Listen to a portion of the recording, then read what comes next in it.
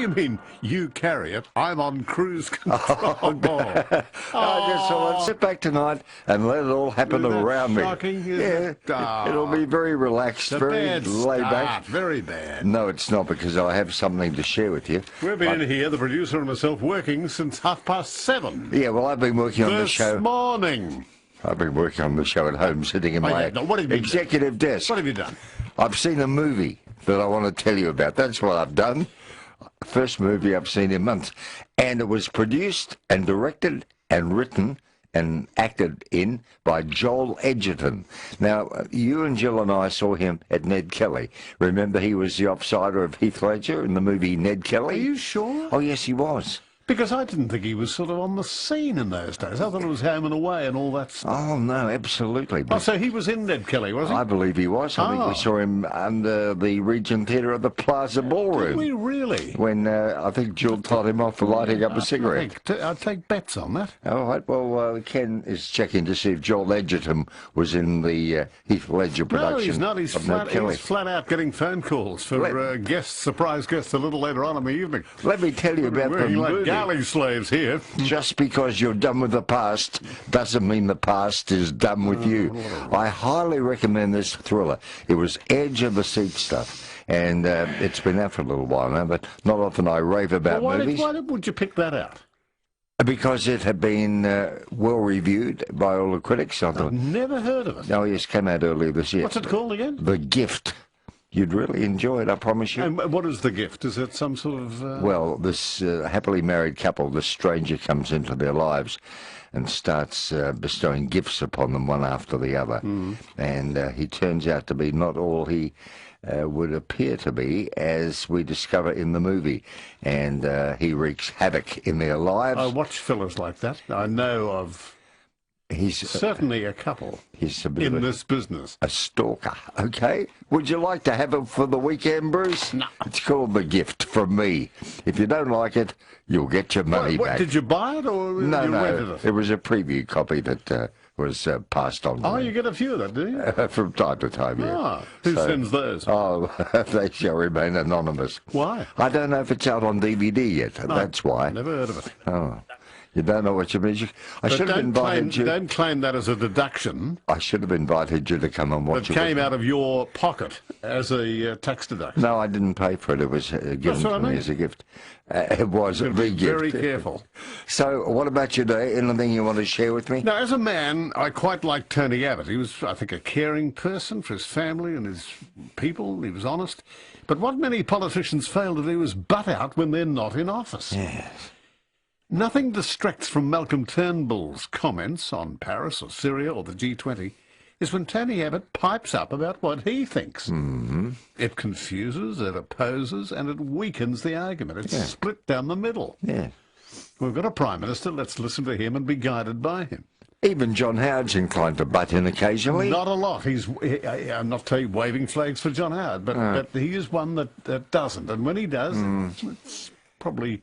not far off the mark. And you hear from Paul Keating from time to time. Well, but Abbott's not the first to do it. There were others. Malcolm Fraser, remember? He went into cohorts with Gough Whitlam a lot, and they sort of banded together. They were strange bedfellows, as a group, as a couple of mates. Exactly.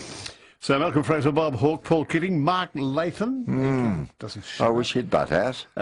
Can you name any others you might like to ring in on 969 100 693? Yeah. The politicians out of office, but they love to get in and start jibing. Yes, I think they're frustrated, don't you? They just I think so. Want to stay on the periphery somehow. They want to write a book or make a movie or something, and they can't, so this is the next best thing. Like, you don't hear much from Tony Blair anymore, do you? No. In the UK? No, you don't. He seems to have a very low profile. But John Major, they're all the same. They seem to just step aside. They're gentlemen, you see. They know when the game's up, obviously. Right. That's right. And they've had their chance and they've had their turn, haven't they? Yeah. Yeah, let Malcolm Turnbull. Who were some of the hot-headed Irish leaders? Oh, didn't they love to get in on that on the Irish vexed problem of the 70s. Yes, you're going back to Eamon de Valera. Eamon de Valera, yes. yes. He was there, wasn't he? Yes. And there was another Reverend... Paisley? Paisley, Ian thank you. Paisley. Very good memory. All right, there you are. And they were hotheads, weren't they? Yes, about they the were. Irish problem. Oh, yes, there was a lot of blood spilled in those days, sadly, wasn't there? Yeah. There's a great of the movie. IRA. There was a great movie that starred off... Yes, I think you Collins, saw it. yes, John Collins. Yes, was it In the Name of the Father? No, was that great the movie on the leader of the Irish... Michael Collins. Michael Collins. That's the man. Played Yes. by... I didn't see the great movie. Irish shoes, the famous Irish bloke. Liam Neeson. Thank you. All right. Very good, Liam Neeson. All right. Very powerful. Yes, indeed. All right, so we can open up the lines on that. Phil, or anything you'd like to talk about. 96900 693. Okay, now, how do you feel about dogs in Bunnings and other shops? Someone got bitten in a Bunnings shop a couple of weeks ago by a little mutt, and a lot of people are scared of dogs. My mother, for some reason, was terrified of all dogs. If she knew I had one sleeping on my bed, she'd turn in her grave. Oh, no, she wouldn't know. Oh, she wouldn't? No. If I had a quiet room with her... Psst.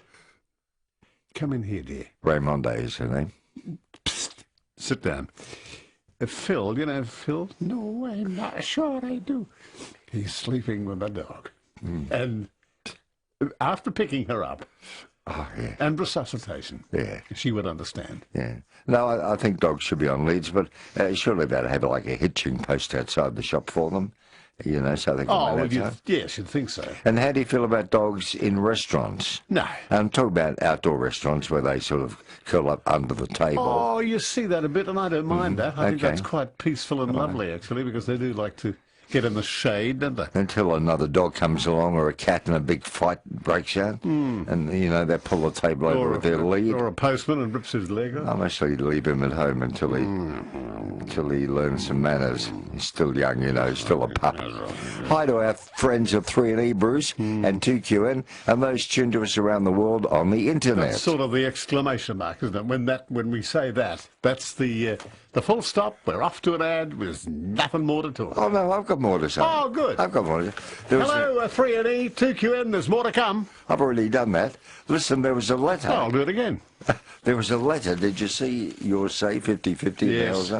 This was interesting from Almo Warrigal. He said, September 11, New York, October the 12th, Bali, November the 13th, Paris. And his comment was scary. Yeah. Only a coincidence, I imagine. Very much so, but interesting. Yeah. Those, well thought out. Very much so. Are there other coincidences in your life you'd like to share with us? 96900 693. Yeah, maybe the number of your house was the same as Mum's and Aunties. Yes. Yes, let's have some coincidences. Or even urban myths. Oh. They're a bit of fun too, aren't they? That's desperate. That's somebody who's done nothing all day. Dry. Any TV ratings, Bruce? Oh, yes. Do you want those now? Yes, please. Okay, 10:19. Nine's News scooped the pool, #1 in Melbourne last night. As expected. Second tested well, Australia versus New Zealand. I don't think this is necessarily an order, but it's the top 10, higgledy-piggledy. Seven's News was next. They've done very well with the first and second half hours. Yes, I have. The Block was next in line, a current affair, then ABC News, Q&A, and the second test. Okay. This all makes sense, fairly So a predictable. smattering of sport and news right through the top 10 last night. That's what we love, don't we? That's what we want. Looks like it. Now, Pat in Melbourne, Phil. Hi, Pat. G'day. Oh, hello, guys. Yes, I'm listening to you, and I started off with thinking about the gift, and then you were talking about so many things, and yes, I just thought I'll go back to the gift, and I was thinking about, I think it was Tony Collette, and it was a gift. She was psychic. Yes. What was the movie? Can you tell us the movie? I think it was called The Gift. Oh, no, it wasn't. No, this is an original title. Are you thinking of a Nicole Kidman movie called The Sixth Sense, perhaps? Oh, no. Can't stand Was she in it? Yeah, well, I think so. The Hours, perhaps. Well, But I can't recall that Tony Collette movie. I'm sorry, Pat. No. Oh, I'm sure if you research it, it's called The Gift. all right, we'll look into that. Okay, but that's not the new one I saw today. Okay. Thanks for calling. Goodbye. Bye. Goodbye. Thank you very much, Pat. I think Pat will ring again. Chris at Broadmeadows. Hi, Bruce and Phil. How Yes, are you? Chris. Hi, Good. Chris. I apologise for my irrational behaviour last night. I'm really holding on deeply to a very troubled situation which arose on Saturday night. The entity which was with me since last Thursday after picking that person up from the airport got into some type of activity that is just totally unacceptable. I asked that person to move on. I did get very good support from the Broadmeadows Police, and also I'd like to thank the North West Area Mental Health. They've been very kind and given me many hours in recent days. I'm basically a destroyed man. I really thought this was going to be something uplifted for the first time in 10 years of being a single man, but it's certainly not the case, and I'm really troubled. I have made a few calls and kept it all very appropriate to Lifeline, and I'm not feeling suicidal or nothing like that, but as I explained to the police that, look, I really just can't have that type of matter happening, but I did explain to my brother Pete from Bentley East. He's been a lovely brother of mine. He's about 3 years younger than me, and he's been supportive of me all these years since I was young. Ever since I got myself tied in knots with the abuse and exploitation I suffered and many other things that happened over the years, incarcerations and psychiatric facilities and all that, he's really stood by my side. And my good mate Simon rang me tonight and he wishes me the best, and he does love his lady Sarah and he wants to marry her. But can I just say, in a genuine cry for help, I really hope I can find that very special person to talk to, not necessarily to love and to cherish, but just to reach out to, and hopefully I can get a lot of this off my mind, because this happened 10 years ago with another arrangement, and I didn't actually see this coming. And to tell you the truth, just to finish by saying, Bruce, I don't know what more better I could do, because there was no violence, no aggression, no threats of violence. I just asked the person to remove themselves from my premises, because I just can't have that type of activity happening there. Okay. Yeah, we're very sorry for you, Chris. Yes. I hope after a good night's sleep things work themselves out for you. Yeah, God bless. Okay, take Good care, night, Chris. It'll be right, because judging by your own gut feeling, you did the right thing, I believe. Yes. I don't want to know any more about it, but I think it's worked out for the best. Yeah, and if you're at an all-time low, go and see your GP. Chris, he might recommend some medication to you, perhaps, Well, to give you a lift. Well, I think there's a bit of that. Sahara, good evening. Hello. Good, Oh, hi, thanks. Sahara. Good, thanks. G'day. What's doing? How you been? Yeah, All good. right? Yes, thanks. fine, thank you. Yeah, good. I'd like to say hello to you. Thanks. Yes, of course. And I wrote that song a while ago. A day, another day in gay party. I'll love you every day, another day in gay party. Right. I'll waltz with you in gay party. It's a nice song. Yeah, lovely. And I thought I'd just sing a little bit to you. Yes. And I wanted to give you a greeting to say that I hope you're all well and that, and that maybe you may have that guest back on later on. I think he was from Neighbours, wasn't he?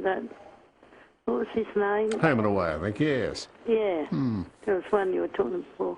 But I just wanted to ask you, do you remember that?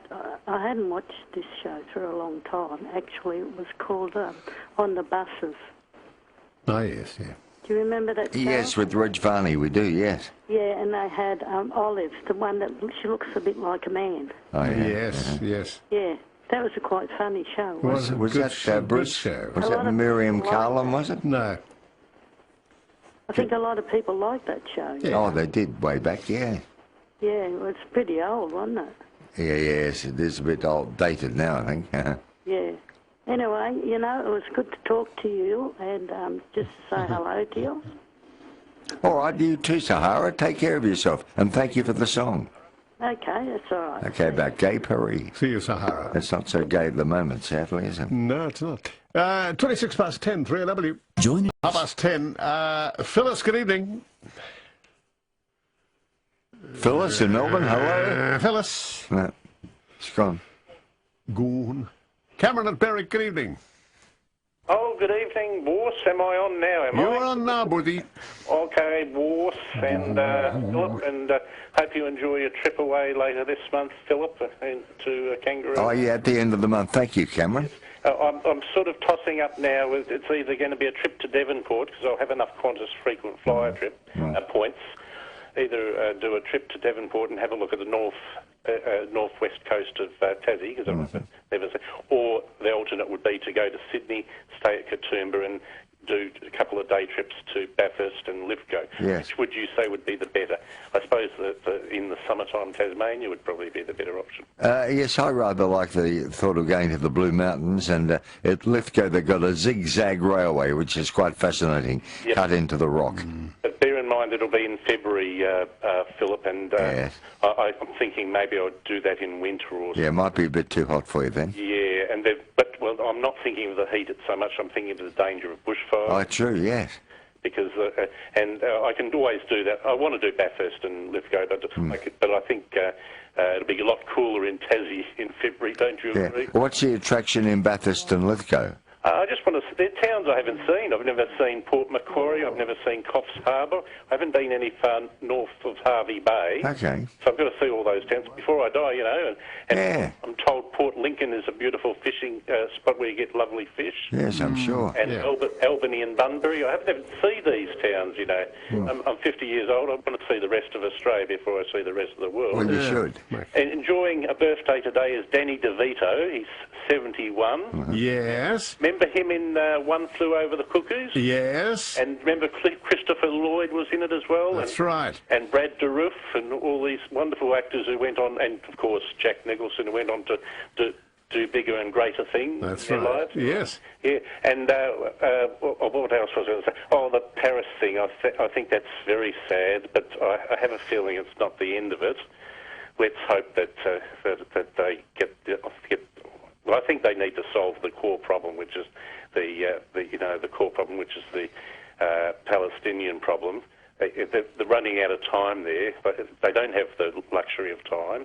If they don't solve that, then the Middle East is just waiting to explode, unfortunately. But they need to solve that problem. That's the core problem.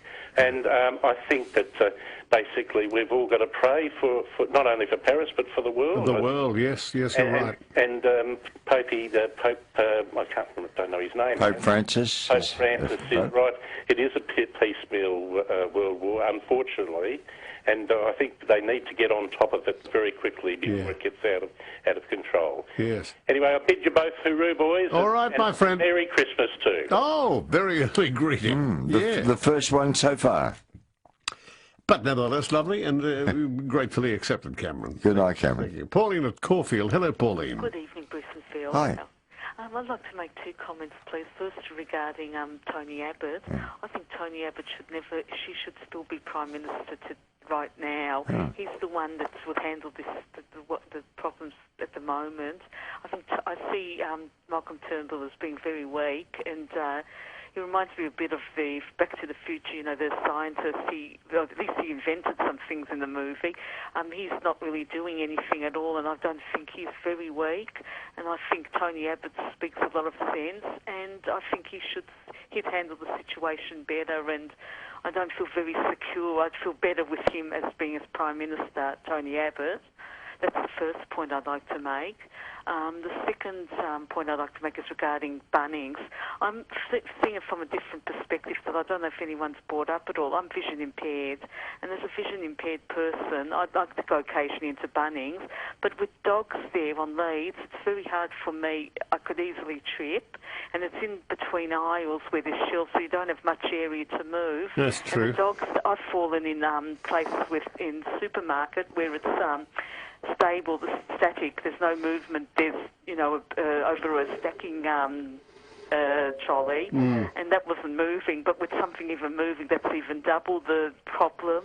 And the other one land up on the concrete floor. And it's also with people, elderly people. My mother had hip replacements twice, and I don't want her to end up there falling too. And I think it's not the place for dogs there. They've got plenty of places in parks, and even in parks I can't walk that much because there's dogs with leashes. They move around, and I'm worried I'll trip over them. Outside coffee shops where they're sitting near tables there, they move around. I'm worried it's usually narrow there in between the restaurant, the cafe and the tables. I get very, you've got to be really careful. And that's what I'd like to just state. I don't know if that's mentioned much. But Merry Christmas to you both. Thank you, my dear. That's lovely, Pauline. Thank you. Thanks. Yes, bye-bye, and thank you for your call. Yes, the vision-impaired people, that issue hasn't been brought up as far as restaurants and outdoor eating areas and shopping centres. And it's very relevant, isn't it? The tangle of a leash can be a big problem. It could be a hazard, absolutely, yes. All right. We can take more calls, and in fact we'll do so on 900 693. The politicians who just won't shut up about these issues and cloud some of the good comments being made. And by the way, on the popularity of our current Prime Minister, doing very well in the polls. Yes, he is. He's very affable, very popular, isn't he? Which is the only sort of rating or gauge or survey that you can take from the public's perception of him, and it's very promising, very good. He's looking very smug and very sure of himself. So whereas your comments are welcome, Pauline, they don't stack up from the survey. No, they're falling on deaf ears. I mentioned the movie earlier called The Gift. I'd love to hear about the most unusual gift you've ever bought somebody. We'll get some funny responses to this. The most unusual gift you've ever bought and why. 900 693. Or the gift that you know has just been passed on from a garage, or maybe from a birthday of 20 years ago. Yes. They've just got that look about them. Yes, I've been known to recycle gifts. Yeah, something that's not appropriate, put it away in the cupboard and that's right. Bring it out later and pass it on to someone who'll appreciate it. Nothing says love more than a recycled gift. Hello, Chris at Hastings. Hi, Phil. Oh, Chris. Hi, Bruce. Phil, do you need any hankies? Why? I thought I'd send you a couple for Christmas. Oh, Chris, you've been kind enough in the past. I don't need anything, buddy. All we need are your phone calls. Sometimes you don't like shopping especially for hankies and underwear and all that. That's true. Oh, well, whatever, Chris. Oh, good on you. Merry Christmas to both of you. If I don't... Oh, you probably have. I've got a couple of jokes for you anyway, Bruce. Yes, Chris. How is a cheap violin like a jury trial? Everybody sighs with relief when the case is closed. That's funny. Good one. Hey, good boy. And what do you get if you cross a monkey with an elephant? No. Broken trees. You do. Good commercial. Yeah, very clever. Good on you, Chris. This is Nightline 3AW. It's 13 to 11. And your calls are very welcome. 900 693. Sue, good evening. Oh, good evening, Bruce. How are you? Yeah, good, thanks. That's excellent. Just ringing on a different bit of a note this evening. Planted all my vegetables, everything, but I've got no bees in my house. Is anyone else experiencing no bees? No bees in your garden? Absolutely no bees. My tomato plants, my broccoli, everything's sitting there. No bees whatsoever. Well, I've got to admit I haven't seen a lot around. Have you, Phil? I haven't been on the lookout, Sue, but is this a concern? I need the bees to pollinate all my vegetables. Yeah. Of course you do. I wonder if anyone else is having this problem at the moment. All right, let's open up the lines. Any bee problems in your suburb? Are you having your vegetables, what are they called? Well, are they... Pollinated. Pollinated, good girl. But where do you live, Sue? Where do you live? I'm in Killor Park. Killor Park, okay. No bees. All right, Sue, let's get you along to the pancake party. You might find one there when you're enjoying morning or afternoon tea. Oh, you're wonderful. A lovely Thank you. voucher to take your mates, your girlfriends along there, or the kids. Pancake Parlour open 24 hours at High Point, Doncaster and Malvern East. You're wonderful. Thank you very much. And let's hope the bees come along. You might get some bees at the Pancake Parlour. It's lovely. Okay. All right, Sue. Sue, don't hang up. Just hold the line there. Could be due to the drought, could it? We haven't had much rain, have we? Oh, enough rain. Not stopping the bees, I wouldn't think. I haven't heard that problem anywhere else. You don't see butterflies. There used to be white butterflies, and then there were multicoloured butterflies, maybe black butterflies. Yeah, not so many. Not a thing of the past now, aren't they? Don't see a lot of sparrows either, do you? I don't know. Minor birds, you see a lot of minor birds, you see a lot of blackbirds. Yes, you do, but a lot of doves. the small birds seem to have disappeared, sadly. In my granddaughter's house, there's a little bush, and the mother dove is sitting as close to the ground as I've ever seen a nest built. Oh, yes? And this dear little thing sits there on this nest, quite open to all of them as they pass the gate. Yeah. And Dad's on the roof, keeping an eagle eye out for any blackbirds or magpies. They're very trusting, aren't they? Being down at ground level. Well, it's nature, isn't it? Yeah. Quite beautiful. Yeah, nice to observe. Roger's there too. Hi, Roger. What in the nest? Hello. Hello, Roger. How are you? Good, thank you. Apparently, I rang up last week and you called me some sort of a charlatan. Is that correct, Phil? Is this your real name, Roger? Because no Roger rang us last week. Well, no, I did. But I was going to give a lady the solution to the bees in her backyard. Oh, yes, right. If I may. Yes. But I don't respect being called a charlatan. Well, I've never used that word on here. It's not in my vocabulary, sorry. Righto. What she has to do is go and get, the railways, those sleepers? Yeah, yeah. And go to Bunnings and get a drill. It's about an 8mm drill, and screw holes in it and put it in her backyard, and suddenly the bees will start building their nests in the holes. If you just start drilling holes. And if you Jane, who's on the morning show with Darren, yes, yep. If you block them up about 3 or 4 high, and if you start drilling holes into them, suddenly the bees, and there's many bees in Melbourne at the moment, and they start doing their pollination. So what they do is they go into those little holes, and the queen bee will suddenly get on top, and that's the way you build beehives, because it's all a series of blocks. Yeah. I'm serious. If you don't take me seriously and you think I'm a charlatan, well, you can call me that, but I can guarantee you this, if you call Darren James now, he'll tell you that I'm right. All right. Well, I've got one in my backyard. Right. The only person calling you a charlatan is yourself. It's not in our vocabulary. Well, it was in your vocabulary, Philip, and I might pull you up on that if you replay the tape. Why would I have called you a charlatan? Tell me more. Well, anyway, I give up, I give myself to good advice to people who want things, and that the lady just called before about the bees, right? So I'm doing the right thing. Maybe I call sometimes and I'm a little bit arrogant and a little bit aggressive, but I know certain things in life. And I've been around a bit, but I've got one of these things in my backyard, and it's actually seven sleepers high, and the bees love it. Right, okay. And there's many species of bees in Melbourne. It's just it's just like a little bee that just jumps in there, and really starts it all. The queen comes along, and they jump onto her and start the hive. Yes, well, it's a big ask to go along and get a great sleeper from Bunnings, isn't it? Yeah, Drill a hole in it. Yeah, it's not so easy, is it? No, it'd be easy. But I mean, it's good advice, Roger. It's worked for you, and I thank you. Yeah, we thank you for it. Okay, 8 to 11. This is John Doremus with the Passing Parade, the story of James II, last of the Stuart kings of England, and one of the most hated monarchs who ever occupied the throne. He was politically blind, obstinate, and incapable of taking advice. He displayed a tactlessness little short of madness and the impatience of a child. But in spite of this, his aims were honest and his principles enlightened, and I'll be back after this message. Joan. Hello there. The happiest girl with the friendliest smile, caring for you though you're flying in style.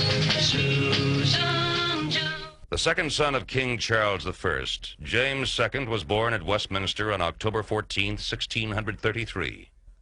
Tall, fair, and superbly built, he was a shattering contrast to his ugly, sensual elder brother, Charles.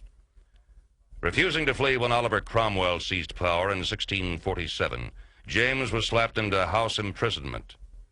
He subsequently escaped and made his way to Holland. Following Cromwell's death in September 1658, the monarchy was restored and James' elder brother Charles was crowned Charles II. While the latter embarked on a giddy round of pleasure at Whitehall, James, who had been created Lord High Admiral of England, threw himself into the building of a great new navy. Though immensely successful in the task, he became increasingly interested in Catholicism. In 1670, he openly embraced the Roman faith and was forced to resign his posts and revenues. He had no legitimate rival to the throne, however, and on the death of King Charles in February of 1685 was crowned king. An abortive attempt to overthrow him by his dead brother's illegitimate son, the Duke of Monmouth, was crushed. Monmouth's forces were routed, and he himself was executed. And so, determined to prevent a further uprising, James handed over complete authority for retribution to Judge Jeffreys, who seized the occasion to indulge in a private bloodbath and begin a reign of terror that remains unequaled in English history. In the spring of 1687, James deepened the resentment of the people by issuing the Declaration of Indulgence, limiting power of the clergy and encouraging free worship. Infuriated at this subtle attack on the might of the Protestant Church, 7 bishops petitioned the king. He retaliated by sending them to the Tower of London.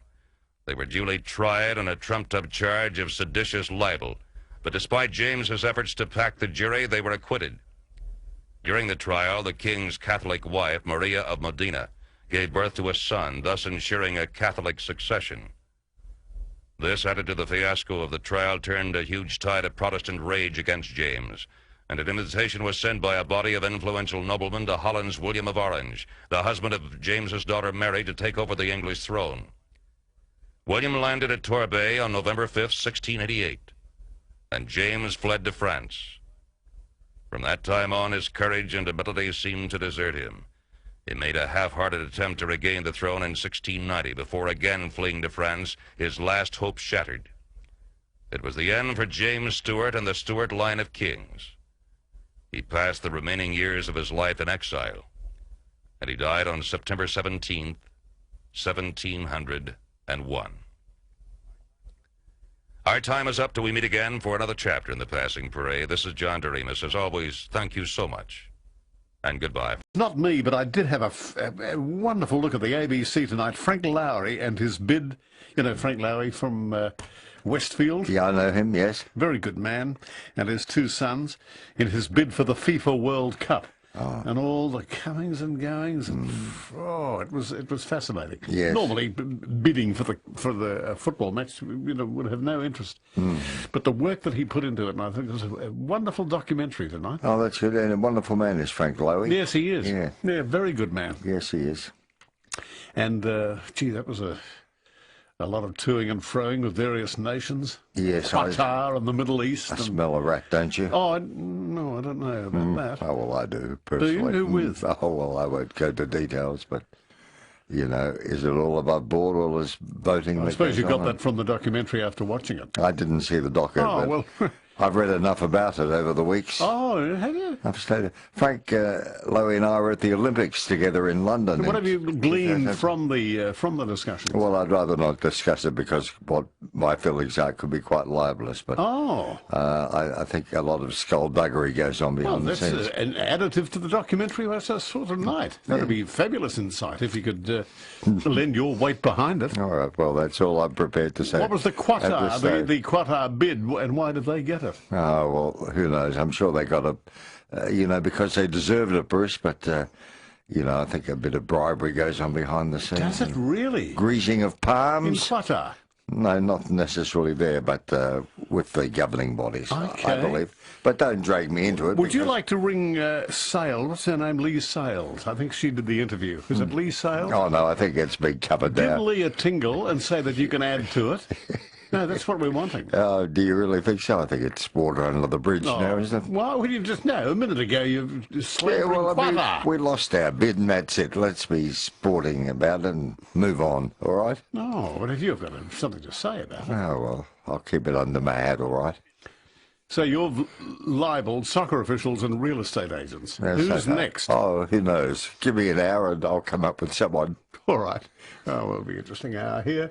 3AW Wangaratta, here's the tag. 3AW Wangaratta, good evening. 2Q Endon, hello, how are you? And are you following us on phone apps or digital DAB+? Nah. Dean in Glen Waverley, good evening. Good evening, Bruce and Phil. Hi, Dean. Thanks for calling. Thank you very much. Just to ring up to say thank you for your time on there. I'm really enjoying the show. I think it's great. Thank you. You're lovely. Thank you. And also, too, Phil, I think you'd be good on the 7:30 report with your Olympic jacket. You still got that jacket? Oh, yes, I wear it often, Dean. Any excuse. Yeah, you do look good in it. I remember you were on Channel 31 there many years ago on Mansfield's Melbourne. Oh, you've got a very good memory. Yes. I do, yes, Phil. And Bruce, and the old Bank Street Melbourne parties there, Christmas time. The street parties. Yes. Oh. And down on the Yarra there, remember that? I don't think it was AW, I think it was AK, maybe? It was AK. And Mung was there. Mung, Darren James and Keith McGowan. Keith McGowan and Wayne from One Turner. Oh, Diana. Yes. Oh, lovely. Yes, going back, Bruce. Yes, lovely times. Aren't they? Or should say, weren't they? Weren't they very innocent and friendly? And yeah, it was just, it was They were lovely days. Well, thanks for sticking with us all these years, Dean. Oh, it's a pleasure, Phil. It's a pleasure. Anything you'd like to add? Anything you want to tell us? With Sue, with her vegetables, with the bees, I've always had well, not that problem, but I've always put lavender rather than you don't want to be building beehives in your garden. Great sleepers from Bunnings. You don't want that, do you? You don't see Mr. Capilano building retainer walls with drilling holes and all this sort of stuff. Giant hernia. Not at all. So yeah, I think the lavender's a trick rather than the old red gum sleeper. All right. Okay. Yeah. Could be the answer. Thanks, Dean. It could be. No worries at all, boys. Hey, Dean, for old time's sake, what about a Hamper World Christmas hamper? Oh, that'd be fantastic. That'd be lovely. Here's Phil with the details. Yes, you're going to love this. It's worth $100. Oh, that's fantastic. Order your Christmas gift hamper now from hamperworld.com.au and it will be delivered in time for Christmas. Oh, that's wonderful. Thank you so much. Enjoy. They're very generous people, and Hamper World Christmas hamper. That's yours, and don't hang up. Please hold on. No, wait. Before you go, Bruce, too, sorry. My mother and father were on a cruise recently with you, and they wish just to send their best to you and hope that everything. Yes, who was Mum and Dad? Rob and Marlene. Oh, yes, lovely. Very lovely people. Yeah. They all were. Yes. So All it's been it's good to hear you back on the air. All right, Dean, thank you for your comments, and thank you for those lovely memories. No worries.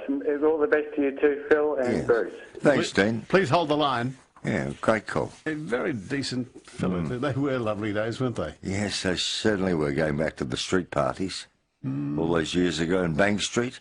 Yeah. We should do it again sometime. Oh, do you think? Bit hard out the front of Collins Street. The great cherry picker up the clacker. Could get run down by a tram. Sue at Gembrook, good evening. Good evening, boys. Just a couple of things I want to mention. Yes. I took my little Jack Russell to Bunnings in Pakenham the other week, and he was very well behaved, got lots of pats. As for vision impaired, I keep my dog close on the lead next to me so he can't trip anyone, or I carry him. Yes. And secondly, about the pollination, I don't know what that other guy was on about, but the best way to do it, you get a small paintbrush and you go around and tickle all the flowers and you're doing it yourself, what the bees won't do. And that's it. I got 17 pumpkins one year from doing that. Just with a dry paintbrush? Just a small paintbrush. You just go and tickle all the flowers to pollinate them. Darren and Jane are always talking about that. And of course that opens up all the pollen and the yellow stuff and the sternums and the stamens. Yeah. So that's it. Darren and Jane always talk about that, and it's the best way it works for me. A dry paintbrush, just a tickle of the old stamen. Just a small artist paintbrush. Good one. Thanks, Sue. No worries. Okay, bye. Good advice. Thanks, Sue. That was a nice little hint, wasn't it? Yes, it was very useful. Michelle at Kilsyth, good evening. Oh, I've lost Michelle. Are you there, Ron? Yes, I'm here. Yes, Ron, hi. How you going? Good. Yeah, right. Yeah, you're talking about Third World War. Third World War. What about it? Well, Nostradamus predicted a Third World War. Yes. When? In the East and what's going on there at the moment, you know? Yeah. Don't know whether you ever read your history. No, we're familiar with Nostradamus. Yeah, right. And it's funny, I rang this number before, but I missed a digit, and I rang, and this lady answered the phone, and she said she gets calls from 3AW all the time. She's a fashion designer. Yes. And people are ringing up and abusing her about, not Darren Hinch, but who's the other guy who's on in the morning? Perhaps Neil Mitchell? Yeah, Neil Mitchell, yeah. And she cops all this abuse. Oh. There's an extra zero in there. She might need to change her number. No, I don't think she will. But anyway, I said, have you grown a beard? No, she's a real comical sort of lady, you know? Yes. Yeah, I thought you might have had a new... someone answering the phone there, you know? No. That was funny, actually. She's not pretty. Good one, Ron. Good on you, Ronnie. Leave 'em laughing. 11. Helen at Surrey Hills. Oh, good evening, Bruce and Phil. Helen, I always hear you with Andrew. You were talking about strange gifts and unusual gifts. Yes. I had a girlfriend, and she used to tell me consistently she had a great eye for China and a great eye for show cats and whatever. So I gave her a glass eye. I bought it in an op shop, and I sent her this glass eye for Christmas. Did she love it? She thought it was hilarious, and she put it in a little sherry glass and had it on the windowsill for quite some time. Keep an eye out for you. To keep an eye out. Yes. So, how did you get that? Oh, I just saw it in an op shop. It was in a window. And I don't know how they got it in the op shop. Yeah. I bought it for $1. So it was a bit of fun. You've got an eye for a bargain. Yes, that's right. You couldn't get a matching pair, Helen, no? No, they just had the one eye. Oh, how funny. And it had all the veins and everything. And Helen. It was the most revolting eye that you could ever imagine. Do you visit this poor, unsuspecting person? Oh, she's passed on now, but it was quite a little story amongst the girls. A very unusual gift. What a gift. What an unusual gift. Thank you, Helen. Okay, and guys. Good to hear from you again, too. Now, talk about unusual gifts you've received or given. Rod. G'day, Bruce and Phil. Yes, Rod. G'day, Rod. Yeah, look, just not long home from work. A gift that I was thinking of was not actually the gift. A couple of 18-year-old twins. When my partner had them over for their birthday, what we did was we left little clues all around the house and the backyard that led to the gift. Oh, yeah? Oh, yeah. Yeah, it was like a little Easter hunt or something like that, but it was a birthday hunt. Right, yes. And what was the gift? Where did they find it? I think they found it halfway up a tree in the backyard. Yes. Oh, handy. Yeah, so it was just a bit of fun. Yeah. Anyway, I'm not long home from work, just took the dog for a walk. Yes. And my dog's name, he's a little black and white English miniature fox terrier. Right. He's about 6 years old now, and I call him Morris. Mm-hmm. But his full name is Morris J. Grimsdale III, Esquire. Why? Well, I want you to guess. Now, Phil, you're a big fan of old movies, black and white comedies, English. Yeah. Where would you think I got the name Mr. Grimsdale from? It sounds like a Dickens character to me. No, wait, just the full name again. Morris J. Grimsdale III, Esquire. Something like Tom Brown's School Days, or... Is it a character from Scrooge? No. Actually, Mr. Grimsdale was in the 1950s. There was some black and white and colour movies by a English comic by the name of Norman Wisdom. Oh, yes. Now, Norman Wisdom's boss in nearly every movie was Mr. Grimsdale. Oh, yes. So I named Morris's middle name Mr. Grimsdale because he was one of my favourite characters in the movie. Right. I named him the third because he's the third dog I've got. And Esquire because he looks very royal. Oh, that's great, Rod. Good fun. And you take him for a walk every night, do you, Rod? Yeah, I get home from Woolworths, Bruce, at about 10 o'clock, and the weather's so nice at night here in Myrtleford. It's a beautiful, balmy spring night, and it's just lovely to go for a walk. And Morris loves walking at night because he just loves to chase everything. The kangaroos, you know, we always come across a patch of kangaroos down the bottom of the street here. Yeah. You love it up there, don't you? You've lived there all your life at Myrtleford. We're almost. Oh, no, Bruce, I've only been in Myrtleford 7 years now. Oh, have you? Yeah. Yeah, most of my life was in Bendigo and Melbourne. I'm Melbourne born and bred, but then I spent nearly 20 years in Bendigo. That was when I did my stint at KLFM radio. Right. Yes. Yeah. You're still doing community radio? Yeah, I'm going over to Bendigo on Sunday and hope to do a few things at the radio station over the next few days next week. Yeah, the way you love that, don't you? I absolutely love it as much as you guys, mate. That's great. Good hobby. All right, Rod, good talking to you.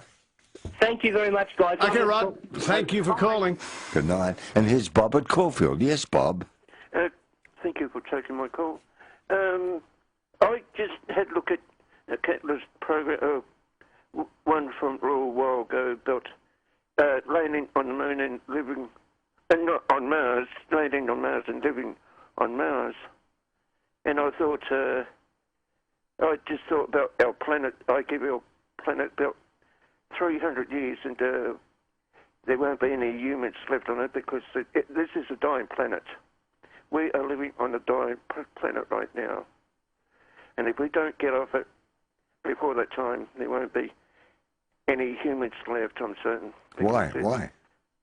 Because we're going to all go and die out. It's like I say, this is the dying planet. People don't realise how bad the whole situation, and it's just going to get worse and worse over the period. But I give our DNA about 300 years, and there won't be anyone around. I mean, have a look at the seas, what is happening in the seas. I mean, turning toxic in a big way, and with climate change taking absolute control, we haven't got any way of defeating that. And now we've got another one, this nuclear fallout, travelling around the northern hemisphere at the moment, but it'll slowly drift down to the southern hemisphere. And, I mean, I give it about 300 years.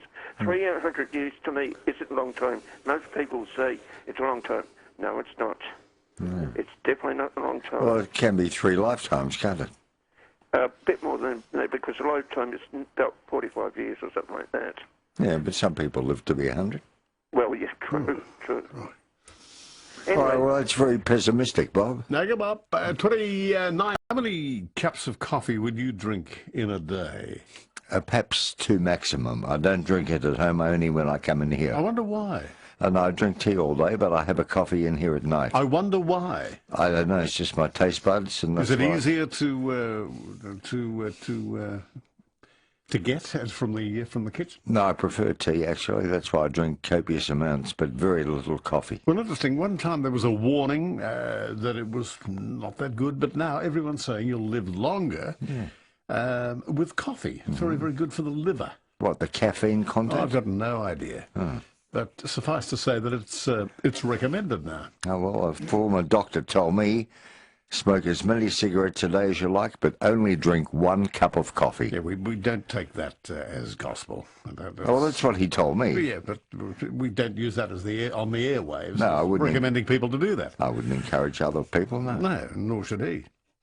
But how many cups of coffee would you drink? And what were the foods and drinks that over the years were forbidden? And don't drink them, very bad for you. There was a time they said don't drink red wine, it's bad for your heart. Well, they have chocolate, and but where does it end? Oh, yes. There are fads, aren't there? Yes, just use your discretion, I think. Eggs took it for a beating for a while, too. Yeah, everything in moderation, I think. Yeah.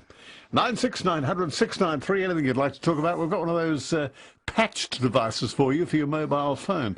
Patched reduces mobile phone radiation by up to 95%, and they're, you can purchase them at Chemist Warehouse. We've got one to give away tonight. I think Dr. John Tekell would know what he's talking about, wouldn't he? I think he might. Mm-hmm. All right, Julian, good evening. Thanks for calling. G'day, President Phil, how are you? Yeah, welcome to Nightline. Yeah, thanks very much.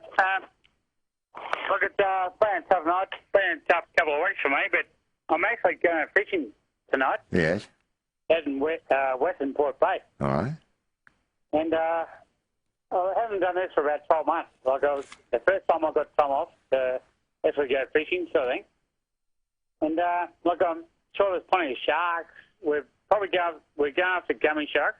The variety don't have teeth. They're just like gummy sharks. Yes. We're going to try a couple of hours with them, and then but everything we catch, we release. We sort of catch and release, and we sort of like that. And look, I can't wait. I'm really excited. I've got some friends coming down from Melbourne. They're about to pick me up, and they said you got to catch the sharks during the night time. When are you going?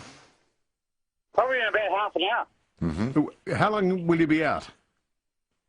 I think we'll be out for about 10 hours, maybe. Oh, right. Will you have a sleep out there? Yeah, probably. Look, I've got a little under cabin sort of thing. I'm going to have a little sleep out there. But the boys, they're pretty keen to fish all night. Like they want to catch some sharks. Are they, they want to get some sharks. They're your mates or your sons? One's my nephew and a friend of his. Right. Yeah. And do you work in the morning? No, I've got a couple of days off, which I'm real excited about. Because I usually work pretty hard all the time, but I've got a day off tomorrow. And I'm just down the rods now, and we're going to catch some sharks. So where do you head out from? We're heading out from Coronella. Yes.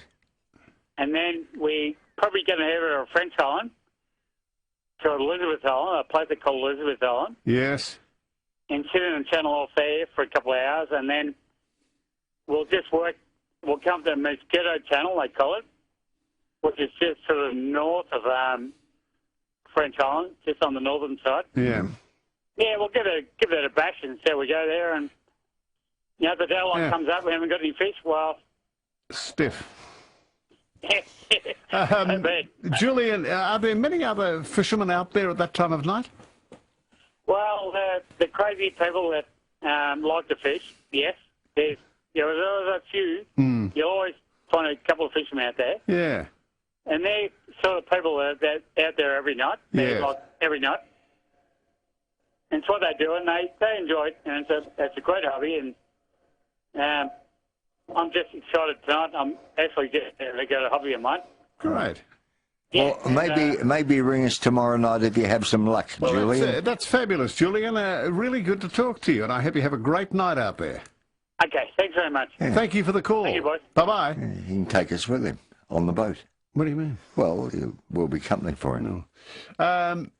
I think it's fabulous. I think it'll be very relaxing. I've never done it in my life. I've gone fishing with my sons, but... Yes.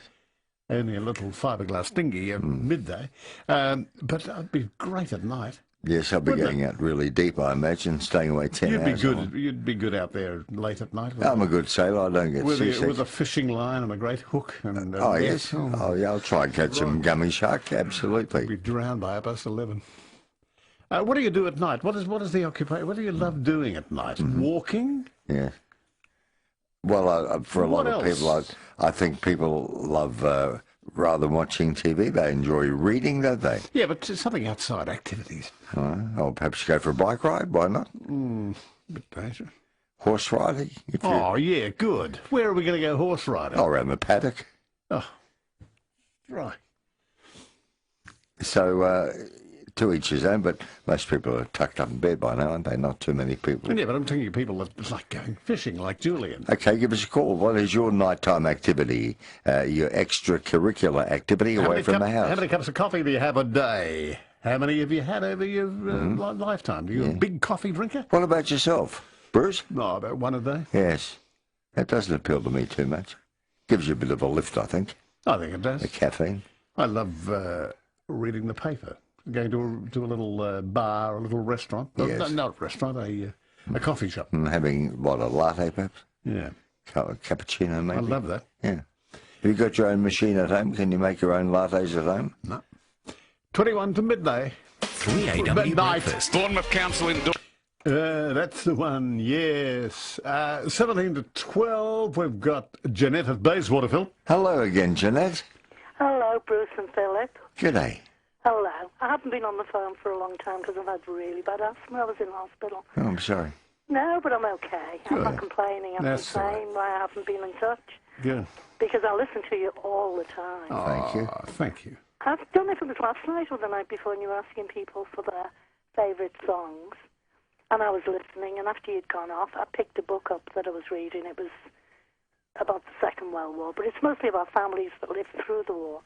And the very next word that I had to read was "Roll Out the Barrel." Yeah. And it was a song my father used to sing. He was in the Royal Marines, and he couldn't sing. And we used to laugh at him, but he'd sing all the old war songs. Oh. And we learnt all the words. Yes. I go in the kitchen, I'm washing the dishes, and the grandkids say, "Will you stop that?" I'm singing all the old war songs. Yes. And "Roll Out the Barrel." It always reminds me of my dad. Yeah, of course. You must sound like Vera Lynn, Janet. Pardon? You must sound like Vera Lynn. Do you know, honestly, I just said that before about the book. When I pick a book up, something comes up that I'm trying to think about. Yeah. And, you know, I was going to talk about something about Vera Lynn, believe it or not. Yes, tell us. It was when my mum died, when she was really ill, and I'd been caring for her, and the doctor came and ordered her into hospital because her blood pressure was dropping. Yeah. She was nearly 92, and this is 7 years ago. And the nurse called us to one side, and she was still in emergency. She said, "She's going down." And I held her, and I started singing one of Vera Lynn's songs, "There'll Be Bluebirds Over the White Cliffs of Dover." And one of the daughters said, "Stop it, people can hear you." And I ignored them, and I carried on singing it. Now, after she died, my other daughter, my eldest daughter, organised the funeral. Yeah. And because my mum was called Mama by even the girls' friends, all the grandkids, and they chose Mama by the Italians.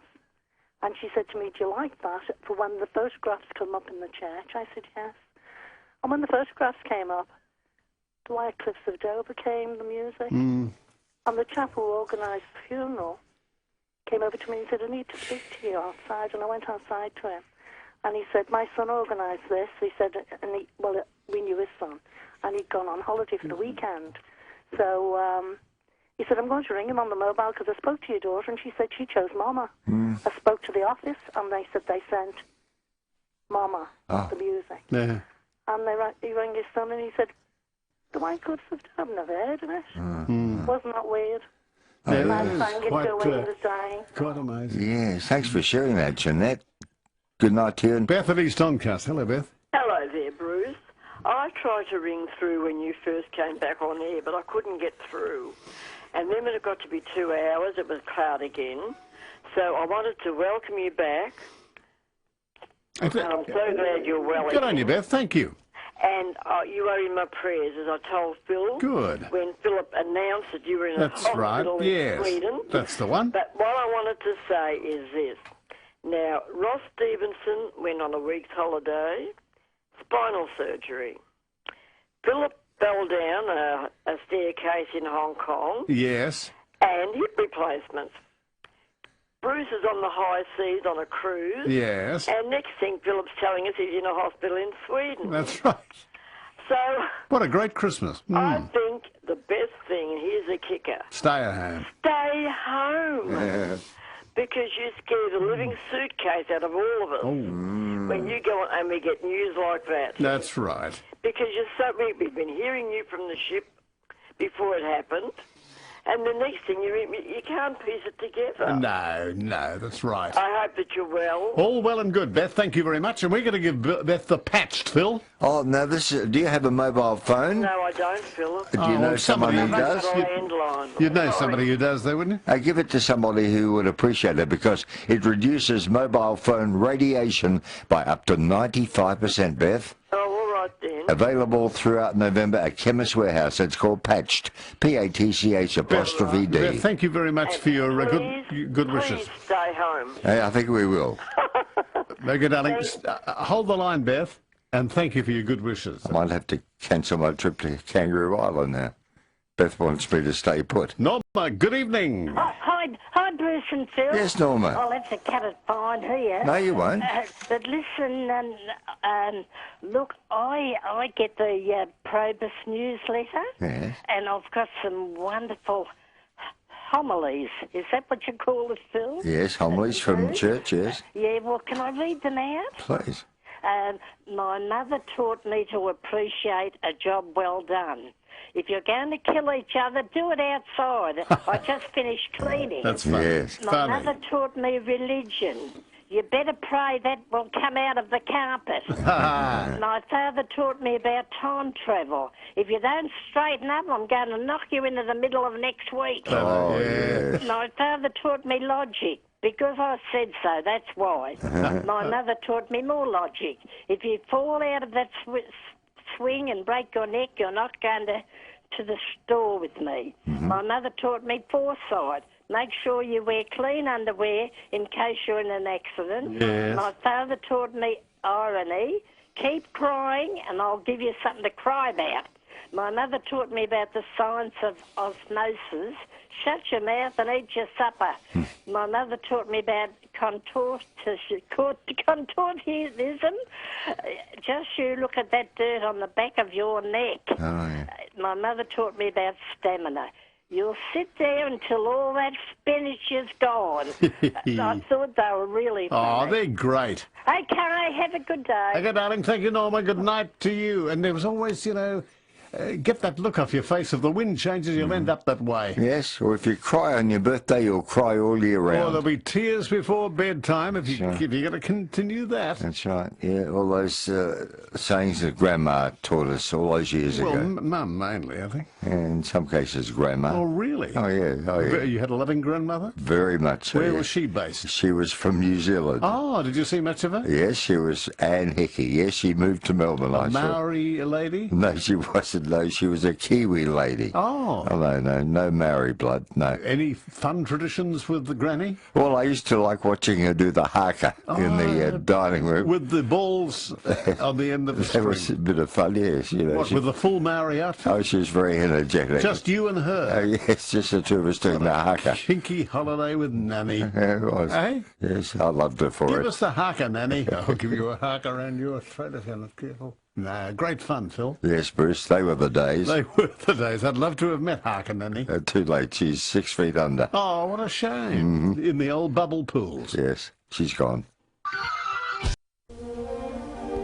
It was rumoured that Bill Gates of Microsoft fame gave this speech at a high school. Whether he did or not will probably never be known, but they are indeed rules to live by.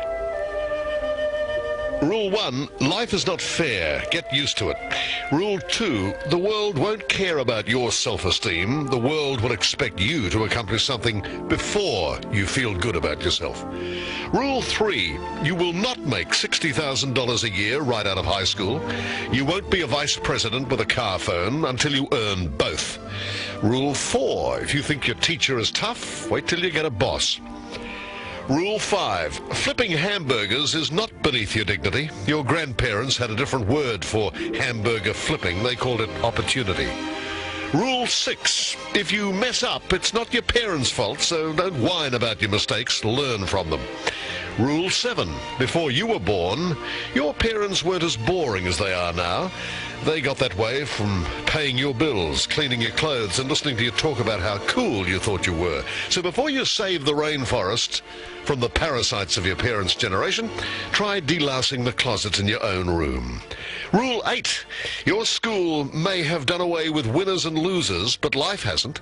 In some schools, they have abolished failing grades, and they give you as many times as you want to get the right answer.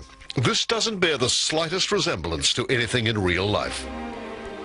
Rule 9. Life is not divided into school terms. You don't get summers off, and very few employees are interested in helping you find yourself. Do that in your own time. Rule 10. Television is not real life. In real life, people actually have to leave the coffee shop to go and get jobs. And Rule 9 and 11. Be nice to nerds. Chances are you'll end up working for one. Copyright restricts distribution of this piece by any means of duplication. Well, I trust that Tuesday has been a good day. It's almost tomorrow. Wednesday's on the way. As we say goodnight to you as the last minutes of the day tick by. The sun will come up tomorrow, and Luke Bono will see that sun come up right across the nation, right across Australia, with Australia overnight. Bruce, I won't be with you tomorrow night. Doug Aiton will be coming along to join you at 10. I'm off to see the Beach Boys at the Palace in Kilda. Oh, well, that'll be great. I love the Beach Boys. Yes. I haven't seen them naturally in concert, but I just love that 60s sound of that surf and the sun. Yeah, so do I. Last time they were accompanied by the Melbourne Symphony. Tomorrow night they're out on their own. I don't recall a song that they ever brought out that wasn't a hit. No. Good Vibrations left a bit cold. But Do you like the song God Only Knows by Brian Wilson? Yeah, Do you know I that love one? all the Surf City and Surfing USA. I know. Some of them are ballads. Surf 66. I'll have a few stories for you Thursday night. Oh, where from? From the Palais Theatre. Where? From the back stall? Well, I'll make some notes Oh, and you wait. I'll share the excitement with you. You're out for a fag after the night. Good night, Samuel, Carter, Amelia and Emily, Charlotte, Sweet Ella Grace, Little William Oliver, and Sophia Grace. I'm Bruce Mansfield. And I'm the Dolphin, thanking Ken for your input, Ken. Why? He couldn't even get a bird up on Norfolk Island. Oh, nobody. Well, I've heard that too. That's the way she went today.